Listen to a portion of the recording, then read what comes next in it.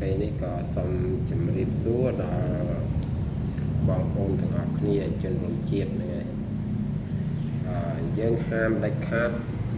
ពេលដែលយប់ជ្រៅពន្លត់ភ្លើងហើយបើកតែភ្លើងកែវឬដែលគេដេកស្ងាត់ចាប់ពីម៉ោង12ឡើងទៅដែលគេដេកស្ងាត់ហាមហូបបាយដល់ពេលយប់ហើយបើកភ្លើងទូរស័ព្ទក៏ដោយភ្លើងអីទូច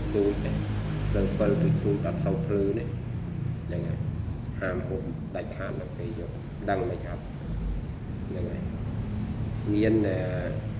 គេហៅថារបស់មើលមិនឃើញហ្នឹងហើយគេចេញដើររកស៊ីនេះមិនមែនចេះតែថាទេបើមិនជឿបងប្អូនដល់ពេលយប់ចាប់ពីម៉ោង12ឡើងទៅហ្នឹងបើកភ្លើងពូតូចសម្រាប់ហូបបាយគឺយប់ហ្នឹងហូបបាយរួចហ្នឹងបងប្អូនហូបបាយរួចម៉ោង12ឡើងទៅហ្នឹងចាប់ពីម៉ោង12ឬម៉ោង1ដែលគេដេកស្ងាត់ហូបបាយបងប្អូនយប់ហ្នឹងច្បាស់ជាយល់សពមិនខានហ្នឹងអញ្ចឹងហាមបើសិនជាហូបបាយពេលយប់បើកភ្លើងឲ្យភ្លឺចាយដែរហាមពិលទូចឬក៏ដូចកេះជាគៀងទូចដូចថាចំនួនមុនហ្នឹងហើយហាមហូបដាច់ខាតលើសពីម៉ោង12ទៅដែលយើងអត់បើកពូជភ្លឺចាចអីចឹងអត់បានទេហ្នឹងហើយបងប្អូនគឺដល់ពេលយើងទៅដេកពឹប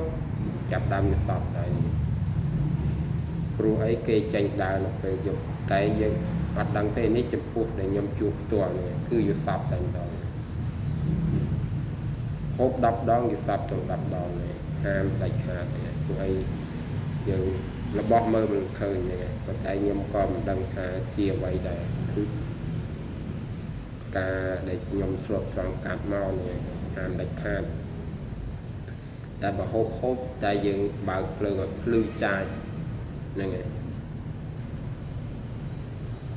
ហើយ